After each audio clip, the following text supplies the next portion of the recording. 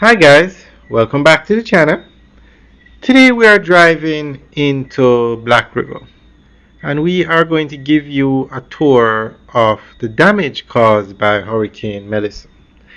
Now, now that they have been able to tabulate all the numbers and the damage to the infrastructure, it has been estimated that the damage to Jamaica is going to cost 9 billion US dollars to repair. The hurricane caused 9 billion US in damage.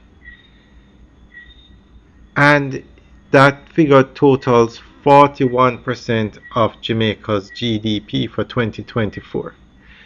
So to summarize, Hurricane Melissa is the costliest natural disaster or hurricane in Jamaican history. So we're going to go through an article that gives more information on this.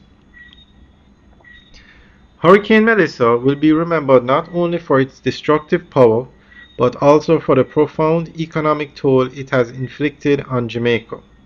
When the storm slammed into the island on October 28, it unleashed a level of devastation unmatched in the country's modern history. According to a joint assessment by the World Bank and the Inter-American Development Bank, the physical damage alone amounts to US $9 billion, representing a staggering 41% of Jamaica's 2024 GDP. This extraordinary figure makes Melissa the costliest hurricane Jamaica has ever recorded, underscoring both the severity of the storm and the country's vulnerability to climate-driven disasters. The damage estimates were generated through the Global Rapid Damage Estimation System, a tool designed to provide near immediate insight into the scale of destruction following natural disasters. This early analysis paints a sobering picture of how deeply the storm cut across Jamaica's economic sectors and physical infrastructure.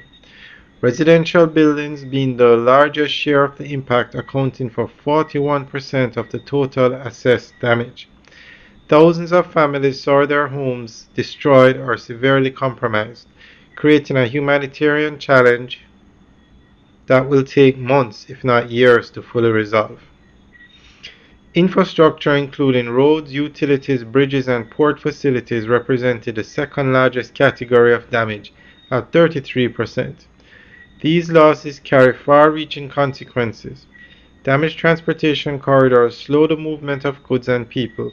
Compromised water and electricity systems strain everyday life, and the impairment of ports disrupts trade, tourism, and essential imports. In many areas, rebuilding infrastructure is not simply a matter of repairing what was lost, but of reimagining it to withstand stronger and more frequent storms. Non-residential buildings, commercial spaces, factories, public facilities, and institutions accounted for another 21% of total damage. These structures are at the heart of agriculture, education, healthcare, and business operations. Their destruction means lost productivity, temporary or permanent closures, and setbacks for community life. Schools, hospitals, and government offices must now operate under strained conditions, further complicating Jamaica's recovery. Alright guys, that's the end of the update article.